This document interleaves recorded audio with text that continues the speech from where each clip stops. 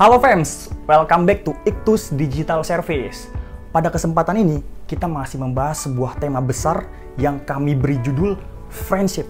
Nah, untuk teman-teman yang ingin memiliki pemahaman yang lebih luas, pemahaman yang lebih utuh mengenai apa itu friendship, teman-teman feel free untuk nonton video-video sebelumnya. Nah, tapi teman-teman jangan pergi dulu. Teman-teman stay dulu di sini karena kita bakal membahas sebuah tema yang menarik juga teman-teman, yaitu virtual love yang bakalan dibawa oleh teman kita, Bro Reza. Selain itu, kami juga memiliki program-program lainnya teman-teman. Yang pertama, Iktus Daily Devotion atau Renungan Harian yang dituliskan oleh mahasiswa Prodi Teologi STT Ekumene Jakarta. Lalu yang kedua, kami juga punya webinar teologi yang akan diadakan setiap bulannya teman-teman. Dan akan diadakan secara gratis dan terbuka untuk umum. Dan itu semua untuk teman-teman juga. Nah, untuk info selanjutnya, teman-teman bisa aja langsung cek di description box di bawah. Atau teman-teman bisa untuk mengunjungi Instagram kami di @iktus.community. Oke teman-teman, selamat beribadah. Tuhan Yesus memberkati. Shalom teman-teman semua, kembali lagi bersama kami di Iktus Digital Service. Kita satukan hati kita angkat pujian, Engkaulah kekuatanku.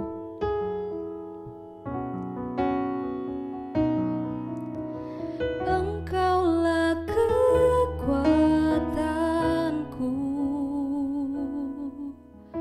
tempat perlindunganku saat badai menerpa. Aku tak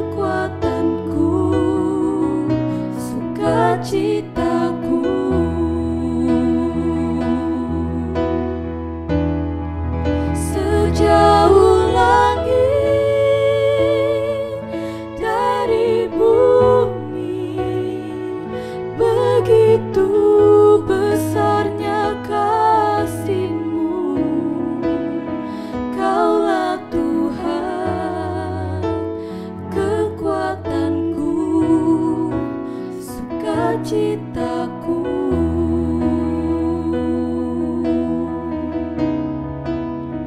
Kaulah Tuhan, kekuatanku, sukacitaku.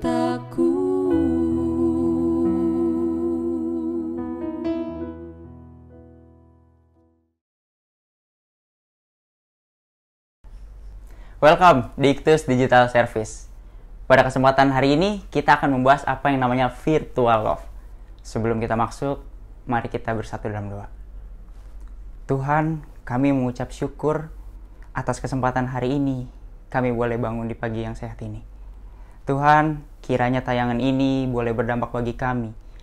Dan kami boleh semakin lagi mengenal dan mengerti dan mengaplikasikan kehendak-Mu. Sertai kami Tuhan, hanya dalam nama-Mu kami mengucap syukur, kami berdoa. Amin. Teman-teman, kita akan bahas apa yang namanya virtual love. Kita sebagai manusia tentunya tahu ya, sebagai makhluk sosial, paling nggak kita harus bersikap baik. Itu gak usah kita orang Kristen ya. Orang di luar Kristen pun mengerti hal ini, bahwa kita harus memiliki sikap bersosial yang baik. Ya, kita harus berlaku kepada sesama. Moral umum sudah jelas membahas dengan detail dan luas tentang hal ini. Tapi kita sebagai orang Kristen harus masuk pada tahap selanjutnya. Kita nggak bisa hanya berada di tahap tersebut. Makanya di Matius 22 ayat ke-39, Tuhan Yesus mengatakan, hukum yang kedua yang sama dengan itu ialah kasihilah sesama manusia seperti dirimu sendiri. Jelas, kita harus bersikap mengasihi sesama lebih dari itu, dari moral umum, yaitu kita mengasihi sesama seperti kita mengasihi diri kita sendiri. Nah, berbicara tentang yang namanya love, itu gimana nih? Love ini bisa kita kenal ya, sebagai suatu kesukaan, kegembiraan seseorang, yang dimana nih, si kegembiraan itu nampak terwujud dari perbuatan nyatanya. Jadi jika seseorang suka hal A, pasti terwujud dari tindakannya. Dia mengasihi tentang hal tersebut. Ya. Nah, nih berbicara tentang bagaimana kita berhubungan dengan orang lain, di dalam Filipi 2 ayat yang kedua sampai 3 itu jelas bahwa kita sebagai orang Kristen yang hidup di era ini, segala masalah ya, kita harus menganggap orang lain itu lebih penting. Kita menganggap orang lain lebih utama dari dirinya sendiri. Itu Paulus mengatakan pada jemaat Filipi ya. Jika melihat konteks pada hari itu ya, jemaat Filipi ini adalah jemaat yang salah satu jemaat yang mengalami tekanan juga dari luar ya. Tekanan dari luar bagaimana mengganggu kehidupan komunal mereka dan kehidupan individu mereka. Nah, kita sebagai orang Kristen harus menaruh krisis empati di sini. Makanya di dalam pembahasan love ini erat yang namanya tentang empati. Nah, itu nanti akan kita bahas lebih lanjut ya. Nah, di ayat yang Filipi ini jelas bahwa ayat ini berhubungan dengan ayat sebelumnya, yaitu ayat ke-1, di mana kita sebagai orang Kristen harus memiliki satu, yaitu satu tujuan, satu visi, satu kasih. Yang dimana semua itu berasal dari Allah. Semua itu berasal dari Allah. Allah dengan jelas memberikan kepada kita pengertian bagaimana kita harus berlaku. Gitu. Nah, makanya dengan kaitan ini aku mau terangin satu istilah yang akan kita bedah pada kesempatan ini, yaitu cycle diagram, yaitu siklus diagram. Kalau teman-teman bisa tahu, siklus diagram itu muter ya, muter tanpa ada ujungnya. Nah, ini adalah seperti hubungan kita dengan Allah dan hubungan kita dengan sesama kita lainnya, gitu. Nah, berbicara tentang virtual love, maksudnya seperti apa? Pandemi ini, sekarang kita kan lagi mengalami pandemi ya, di mana dunia kita tuh lebih dipersempit. ruang gerak kita nggak seluas dulu. Gimana kita dulu bisa berinteraksi secara langsung dengan bebas ya terhadap sesama kita. Tapi pandemi ini menutup ruang gerak kita. Nah, makanya nih bahasan Virtual Love ini masuk di sini nih. Bagaimana kita menaruh empati kepada sesama kita. Bagaimana kita mengasihi sesama dalam keterbatasan ini. Yang pertama adalah kita menaruh empati terhadap keselamatan jasmani orang lain. Kita menaruh kasih kita terhadap keselamatan jasmani orang lain. Bagaimana caranya? Bagaimana kita mengaplikasikan hal ini di keterbatasan ruang ini? Yaitu adalah hal yang simpel sebenarnya. Cuman terkadang lalai kita lakukan. Yaitu kita menghindari dan meminimalisir possibility penularan yang diakibatkan oleh kita. Dengan apa? Dengan kita menjaga jarak kita, dengan kita mengurangi sebisa-bisanya pertemuan-pertemuan. Dan kita berada di lingkungan umum. Karena apa? Karena bisa saja kita menjadi penyebab ya. Gitu. Makanya nih, peristiwa ini juga serupa dialami oleh tokoh reformator yaitu Martin Luther. Di mana pada saat itu peristiwa Black Death ya, pandemi yang cukup besar dan menewaskan banyak jiwa ya pada saat itu. Aku mengutip kalimatnya yaitu I shall avoid place and persons where my presence is not needed in order not to become contaminated and thus perchance infect and pollute others and so cause their death as a result of my negligence. Menarik ya, di kalimat ini Martin Luther menggarisbawahi di kata where my presence is not needed. Jadi dia menghindari pertemuan-pertemuan, menghindari dia ketemu orang pada peristiwa pandemi global itu. Pandemi. Sama seperti kita sekarang. Kita mengalami pandemi bukan? Kata where my presence is not needed bisa berarti ganda. Gimana di satu sisi dia menghindari pertemuan, mengurangi posibilitas dia menularkan penyakit, tapi di satu sisi kalau dia dibutuhkan, dia siap membantu. Jadi di satu sisi dia bilang, aku bakal ngindarin pertemuan-pertemuan, tapi kalau di situ diriku dibutuhkan, aku siap. Kira-kira seperti itu. Nah, uniknya kita bisa mengasihi sesama teman-teman. Dalam situasi ini, kita hanya dengan berdiam dan menjaga jarak, kita bisa menyelamatkan orang lain. Makanya kita harus menaruh empati. Kita nggak tahu kekuatan tubuh fisik orang lain. Kita nggak tahu seberapa kuat orang lain. Bisa aja kita menularkan, bisa aja kita menjadi penyebab atas penyakitnya atau bahkan kematiannya. Yang kedua, yaitu empati terhadap kebutuhan orang lain. Ini ada cerita di Lukas 25-37, yaitu tentunya cerita yang udah nggak asing ya bagi kita, yaitu orang Samaria yang murah hati. Ya, orang Samaria yang murah hati, yang menolong seorang yang habis dirampok, habis dihajar, dianiaya habis-habisan. Dirinya menyelamatkan orang itu. Dirinya datang menghampiri, menaikkan ke keledainya, mengurapinya, dan dia membawanya ke penginapan. Ya. Di situ Tuhan Yesus menunjukkan teman-teman bahwa si orang Samaria ini adalah yang bisa disebut sesama manusia. Si orang Samaria ini yang bisa menunjukkan kasih nyata. Menarik ya. Orang Samaria itu adalah orang-orang yang menjadi musuh orang Yahudi ya. Mereka dikucilkan ya. Pokoknya class gitu. Nah, ini kekristenan ini nih bukan label, sama seperti orang Samaria ini. Itu bukan label yang menunjukkan orang adalah sesama manusia, sesama kita. Sama seperti kekristenan. Bukan label Kristen yang menjadikan kita orang Kristen sejati, tapi apa yang kita tampilkan, apa yang kita tunjukkan, dan perbuatan nyata apa yang kita lakuin. Apa yang udah kita buat kepada sesama kita, sehingga kita bisa disebut orang Kristen. Kita bisa disebut sesama manusia. Nah, dalam peristiwa ini ya, dalam cerita tersebut, bukan orang Samaria aja nih yang menjadi tokoh utama, yaitu salah satunya juga sang pemilik penginapan. Sang pemilik penginapan. Mengapa dia juga bisa disebut sesama kita, sesama manusia? Dia menerima orang Samaria itu, menerima orang yang diselamatkan orang Samaria itu dengan upah harian ya. Dengan janji hanya si orang Samaria itu akan balik kembali.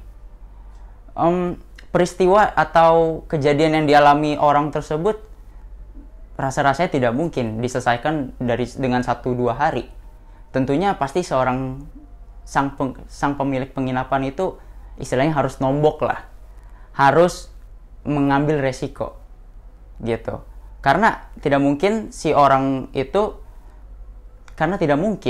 biaya yang diberikan oleh orang Samaria kepada dirinya cukup untuk merawat orang itu. Tapi dirinya mengambil resiko. Dirinya gak memikirkan hal itu. Dirinya menerima apapun segala kemungkinan buruk yang terjadi. Nah, dari sini kita belajar teman-teman bahwa kekristenan bukan tentang kita ini orang Kristen ke gereja, KTP kita Kristen mungkin, bukan itu. Tapi semua tercermin dari perbuatan kita yang menjadikan kita ini Kristen. Yang ketiga, yaitu empati terhadap perasaan orang lain. Nah, ini jika dibandingkan dari 2 poin sebelumnya ya, ini terdengar sepele. Tapi kenyataan yang terjadi, data yang menunjukkan yang diberikan oleh Microsoft melalui surveinya menunjukkan Indonesia berada di peringkat ke-29 dari 32 negara yang dites yang mengukur tingkat kesopanan masyarakatnya. Indonesia berada di 4 terbawah sebagai masyarakat yang paling sopan. Wah, ini adalah fakta yang sangat disayangkan ya teman-teman. Bagaimana kita sebagai bangsa yang dikenal ramah, tapi nyatanya survei yang menunjukkan kita gagal nih dalam interaksi di media sosial atau di internet. Kita gagal. Nah, di sini orang Kristen juga harus ambil bagian. Dalam pandemi global ini, pandemi COVID-19 ini, tentunya ruang gerak kita tertutup ya. Yang mengakibatkan apa? Mengakibatkan segala interaksi sosial kita lebih banyak dilakuin di media sosial. Lebih banyak berselancar di internet. Kita nggak bertemu secara langsung. Nah, bukankah kita seharusnya lebih memberikan hal yang positif? Alih-alih kita memberikan statement-statement yang menyinggung orang lain, yang bisa mencap diri kita sebagai orang yang tidak sopan. Ini terdengar sepele, tapi bukankah hal ini tidak diajarkan oleh Kristus? Bukankah Kristus mengajarkan kasih? Apa itu kasih? Yaitu kita mengasihi sesama dan kita menaruh empati bahwa perasaan kita, jika kita ingin diperlakukan seperti apa, kita harus memperlakukan orang lain sedemikian rupa. Nah, di sini nih cycle diagramnya. Bagaimana kita, jika kita sudah mengalami kasih Kristus, kita sudah mengenal Kristus, yang kita harus lakuin apa? Yaitu menularkan ke sesama. Sesama menularkan ke yang lain, dan yang lain menularkan yang lainnya lagi. Siklus ini seharusnya tidak pernah terputus. Kasih Kristus yang sudah diberikan, yang kita terima dan kita kenal, itu harus kita tularkan ke yang lain. Kita harus tularkan. Makanya di masa ini kita harus bisa lebih mengekspresikan dan mewujud nyatakan virtual love ini. Bagaimana kita menggarami orang lain, bagaimana kita memberikan dampak yang positif melalui cycle diagram ini. kiranya kita bisa mengaplikasikannya secara nyata. Jadi kekristenan kita bukan hanya sekedar label. Bukan hanya sekedar label di KTP. Atau kita ke gereja, kita bisa disebut Kristen. Tapi apa yang kita lakuin, apa yang kita katakan, apa yang kita perbuat, kiranya orang lain bisa mengenal kita sebagai kita Kristen sejati. Mari kita berdoa. Tuhan, ajari kami terus, sertai kami, agar kami terus dapat lebih mengenal-Mu, agar kami terus dapat belajar kebenaran-Mu lebih lagi, sehingga kami bisa mengaplikasikannya secara nyata dalam hidup kami. Dan kiranya sesama kami boleh merasakan kasih yang tulus itu, kasih yang daripada-Mu. Hanya dalam nama-Mu kami mengucap syukur, kami berdoa. Amin.